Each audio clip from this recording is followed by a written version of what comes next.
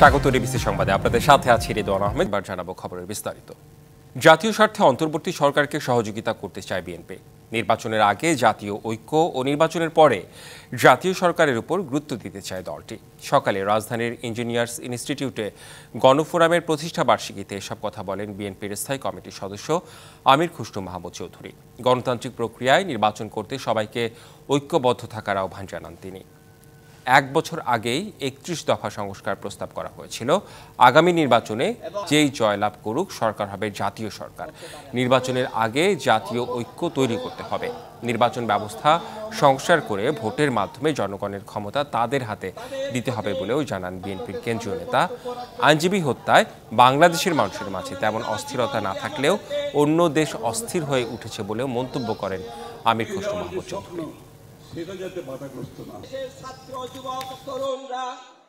সংস্কারের কথা যারা বলে তার বহু আগে আমরা সবাই মিলে 31 দফার সংস্কার জাতির সামনে তুলে ধরেছি 1 বছর আগে। সেই সংস্কারের মধ্যে আগামী বাংলাদেশের স্বপ্ন বাস্তবায়নের সেই দফার মধ্যে সবকিছু আছে। আগামী বাংলাদেশ গড়ার যে আমাদের স্বপ্ন, আমরা যে ঐক্যবদ্ধ জাতি হিসেবে বাংলাদেশকে একটি অন্য জায়গায় নিয়ে যাওয়ার যে স্বপ্ন, সেটা যাতে বাধাগ্রস্ত না হয়। শান্তিপূর্ণভাবে গণতান্ত্রিক প্রক্রিয়ায় যাতে আমরা ফিরে যেতে পারি, শান্তিপূর্ণভাবে যাতে আমরা আগামী দিনে একটি গণতান্ত্রিক প্রক্রিয়ার মাধ্যমে, গণতান্ত্রিক নির্বাচনের মাধ্যমে জনগণের মালিকানা ফিরিয়ে দিতে পারি। অন্তর্বর্তীকালীন সরকারকে সফলভাবে বিদায় নিতে হলে নির্বাচনকে অগ্রাধিকার দিয়ে দ্রুত রোডম্যাপ ঘোষণা করতে হবে। বিএনপি সরকারকে সহযোগিতা করতে চায়, তবে তা অনির্দিষ্টকালের জন্য নয় বলে জানিয়েছেন দলের স্থায়ী কমিটির সদস্য ডক্টর খন্দকার মোশাররফ হোসেন। সকালে জাতীয় প্রেস ক্লাবে বিশ্ব মানবাধিকার সংস্থা বাংলাদেশ আয়োজিত মানবাধিকার ও গণতন্ত্র বিষয়ক আলোচনা সভায় তিনি আরও বলেন, জাতিকে বিভক্ত করতে পরাজিত শক্তিরা ষড়যন্ত্র করছে। সব ষড়যন্ত্র রুখে দিতে জাতিকে ঐক্যবদ্ধ থাকতে হবে। সরকারের দুর্বলতায় আইনজীবী সাইফুল ইসলাম আলিফ হত্যার শিকার হয়েছেন বলে মন্তব্য করেছেন জয়নুল আবদুল ফারুক। দেরি না করে শেখ হাসিনার প্রেতাত্মাদের বিরুদ্ধে আইনি ব্যবস্থা নিতে অন্তর্বর্তী সরকারের প্রতি আহ্বান জানান তিনি।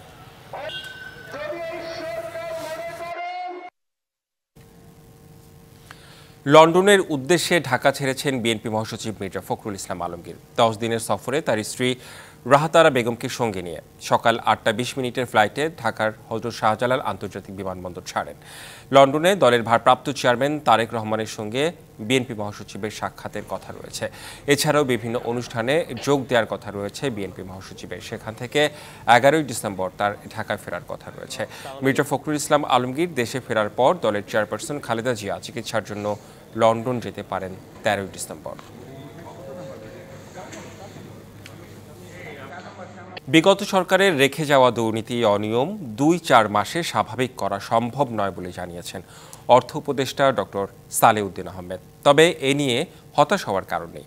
অর্থনীতিতে কিছুটা স্থিতিশীলতা আসছে, রিজার্ভ বাড়ছে বলে জানিয়েছেন তিনি। সকালে রাজধানীতে ঢাকা চেম্বার আয়োজিত এক বাণিজ্য সম্মেলনে এসব কথা বলেন তিনি। অন্যদিকে আইনশৃঙ্খলা পরিস্থিতির উন্নতি না হলে ব্যবসা বাণিজ্য পরিচালনা কঠিন হয়ে পড়বে বলে উদ্বেগ প্রকাশ করেন চেম্বার নেতারা। কোনো ক্রমেই যেন ক্রেডিট সাপ্লাইটা প্রাইভেট সেক্টরে না কমে, এখন একটু কম, যেটা যারা এফেক্ট করছে কর্মসংস্থানে, তাই না, employment generation, that is very important aspect of us. 250 পৃষ্ঠার শ্বেতপত্রের 22টি অধ্যায়ে থাকছে অর্থনীতির প্রকৃত চিত্র, সীমাহীন দুর্নীতি আর লুটপাটে আর্থিক খাতে বড় ক্ষতি হয়েছে পতিত আওয়ামী লীগ সরকারের সময়। তবে এর চেয়েও বড় ক্ষতি হয়েছে দেশের পরিসংখ্যান খাতে।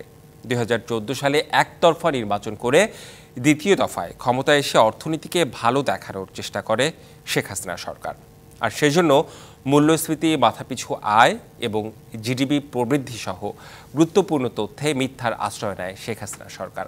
তথ্যের এই নৈরাজ্য ক্ষত সৃষ্টি করেছে প্রতিটি ক্ষেত্রেই। বাংলাদেশের মোট দেশজ সম্পদ কত? মাথাপিছু আয়, জিডিপি প্রবৃদ্ধির হার, মূল্যস্ফীতি বা গুরুত্বপূর্ণ কৃষি পণ্যের প্রকৃত উৎপাদন চিত্র কি?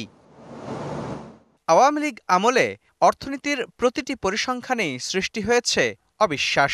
বিগত দিনে মিথ্যা তথ্য দিয়ে দেশের অর্থনৈতিক সাফল্য তুলে ধরার অপচেষ্টার কারণে প্রতিটি ক্ষেত্রেই এখন দেখা দিয়েছে বিশ্বাসযোগ্য তথ্যের অভাব। বিশ্লেষকরা বলছেন, তথ্য নৈরাজ্য অর্থনৈতিক ব্যবস্থাকে ক্ষতিগ্রস্ত করেছে, বন্ধুর করেছে আগামীর পথকেও। ন্যাশনাল ইকোনমিক স্ট্যাটিস্টিক্স এইটার যে ইন্টিগ্রিটি সেইটাকে সম্পূর্ণভাবে ওলটপালট করে দেওয়া হয়েছে, বিশেষ করে 2014 বা 15 সাল থেকে growth figure, export figure, inflation, এগুলোকে এমপ্লয়মেন্ট বা আনএমপ্লয়মেন্ট এখন প্রমাণিত হচ্ছে যে এগুলো প্রায়ই এগুলোকে ম্যানিপুলেট করা হয়েছে। সেই সঙ্গে আর্থিক ব্যবস্থাপনাতেও শৃঙ্খলা বজায় রাখতে পারেনি আওয়ামী লীগ সরকার। মাসুল দিয়ে ধুঁকছে এখন ডজন খানেক ব্যাংক, যার ক্ষত যে অনেক গভীর। ভারসাম্য ছিল না এখানে। ব্যুরোক্রেসির খারাপ লোকগুলা, পলিটিক্সের খারাপ লোকগুলা একসাথে হয়েছে এবং বিজনেসের খারাপ লোকগুলো একসাথে হয়েছে। একটা ব্যাংকিং কমিশন সেটা হওয়া উচিত, এবং এটা ব্যাংকিং কমিশন হলে এটা ওয়ান কাইন্ড অফ কোর্টের মতন কাজ করবে। স্বৈরাচারী শাসনামলে গুরুত্বপূর্ণ পরিসংখ্যান, অর্থ পাচার, ব্যাংক লুট, গুরুত্বপূর্ণ সরকারি দফতরের দুর্নীতিতে নিমজ্জিত অর্থনীতির চাকা কতটা খাদের কিনারায় চলে গেছে তা জানা যাবে রবিবার শ্বেতপত্র প্রণয়ন কমিটির প্রতিবেদন প্রকাশের পর। মুস্তফা মাহবুব, ডিবিসি নিউজ, ঢাকা। সনাতনী জাগরণ জোটের মুখপাত্র চিন্ময় কৃষ্ণ দাসের গ্রেপ্তারকে ভুলভাবে ব্যাখ্যা করা হচ্ছে বলে জাতিসংঘকে জানিয়েছে বাংলাদেশ।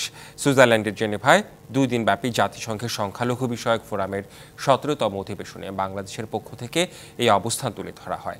জাতিসংঘ ও জেনেভায় অন্যান্য আন্তর্জাতিক সংস্থায় বাংলাদেশের স্থায়ী প্রতিনিধি রাষ্ট্রদূত তারেক মোহাম্মদ আরিফুল ইসলাম শুক্রবার রাতে এক বিবৃতিতে একথা জানান। বলেন, ফোরামে বক্তব্যে কয়েকজন বাংলাদেশের সংখ্যালঘুদের ওপর নির্যাতন হচ্ছে বলে অভিযোগ করেন। এ সময় চিন্ময় কৃষ্ণ দাসের গ্রেপ্তার নিয়েও অভিযোগ করা হয়। এই বিষয়ে আরিফুল ইসলাম বলেন, নির্দিষ্ট অভিযোগের ভিত্তিতেই চিন্ময় দাসকে গ্রেপ্তার করা হয়েছে। বিষয়টি আদালতের মাধ্যমে মীমাংসা করা হচ্ছে বলেও তিনি উল্লেখ করেন। আরিফুল ইসলাম আরও বলেন, দুর্ভাগ্যবশত বাংলাদেশের জনগণ যখন ধর্মীয় সম্প্রীতির দৃষ্টান্ত স্থাপন করছে, তখন অতিরঞ্জিত, ভিত্তিহীন ও বানোয়াট প্রতিবেদন প্রকাশ করে একটি স্বার্থান্বেষী মহল বিভ্রান্তি ছড়িয়ে দিচ্ছে। কিশোরগঞ্জের ঐতিহাসিক পাগলা মসজিদের দানবাক্সে মিলেছে রেকর্ড 29 বস্তা টাকা। এছাড়াও রয়েছে বিপুল পরিমাণ স্বর্ণালংকার ও বিদেশি মুদ্রা। টাকা গণনার কাজ চলছে। সকালে মসজিদ কমিটির সভাপতি ও জেলা প্রশাসক ও পুলিশ সুপারের উপস্থিতিতে দানবাক্সগুলি খোলা হয়। টাকা গণনার কাজ করছে 277 জন মাদ্রাসা ছাত্রসহ প্রায় 70 জন ব্যাংক কর্মকর্তা। এর আগে গত 17 আগস্ট দানবাক্স খুলে পাওয়া গিয়েছিল 7,22,13,046 টাকা। এই মসজিদে সঠিক নিয়তে মানত করলে রোগবালাই দূর হওয়া সহ বিভিন্ন মনোবাসনা পূর্ণ হয়, এমন বিশ্বাস থেকেই দেশের বিভিন্ন এলাকা থেকে সকল ধর্মের মানুষ প্রতিনিয়ত মানতের নগদ অর্থ, স্বর্ণালংকার, বৈদেশিক মুদ্রা, ছাগল, হাঁস, মুরগি সহ বিভিন্ন সামগ্রী দান করে থাকেন। উৎসবমুখর পরিবেশে চলছে ঢাকা রিপোর্টার্স ইউনিটির কার্যনির্বাহী কমিটির নির্বাচনের ভোট গ্রহণ। সকাল 9টায় শুরু হয়েছে ভোট গ্রহণ, চলবে বিকেল 5টা পর্যন্ত। রাজধানীর সেগুনবাগিচায় ঢাকা রিপোর্টার্স ইউনিটির সদস্যদের পদচারণায় সকাল থেকেই মুখর হয়ে উঠেছে ডিআরইউ প্রাঙ্গণ। নির্বাচনে 21টি পদের মধ্যে 4টি পদে বিনা প্রতিদ্বন্দ্বিতায় প্রার্থীরা বিজয়ী হয়েছেন। বাকি 17টি পদে 31 জন প্রার্থী প্রতিদ্বন্দ্বিতা করছেন।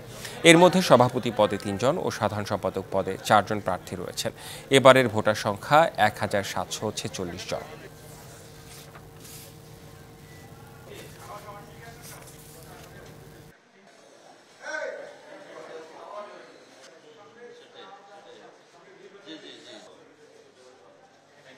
সিরিয়ার অন্যতম দ্বিতীয় বড় শহর আলেপ্পোর অধিকাংশ এলাকা দখলে নিয়েছে দেশটির বিদ্রোহী গোষ্ঠী।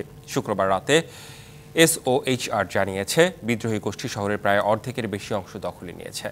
এদিকে দখলকৃত এলাকা উদ্ধারে সরকারি বাহিনীর সঙ্গে বিদ্রোহীদের তুমুল লড়াই চলছে। রয়টার্সে তাদের প্রতিবেদনে জানিয়েছে, বিদ্রোহীরা আলেপ্পোতে পৌঁছানোর খবর পেয়েই আলেপ্পো এয়ারপোর্ট সহ শহরের একাধিক গুরুত্বপূর্ণ রাস্তা বন্ধ করে দিয়েছে সিরিয়া সরকার। গত কয়েক বছরে এটি বিদ্রোহীদের সবচেয়ে বড় অভিযান বলা হচ্ছে আন্তর্জাতিক গণমাধ্যমগুলোতে। 2016 সালে বিদ্রোহীদের আলেপ্পোকে থেকে সরিয়ে দেয় দেশটির সেনাবাহিনী। সংবাদ এই ছিল এখনকার মতো। ডিবিসি নিউজের সংবাদগুলো পড়তে ভিজিট করুন dbcnews.tv আর ভিজিট করুন ডিবিসি নিউজের ফেসবুক পেজ এবং ইউটিউব চ্যানেল। সঙ্গেই থাকুন।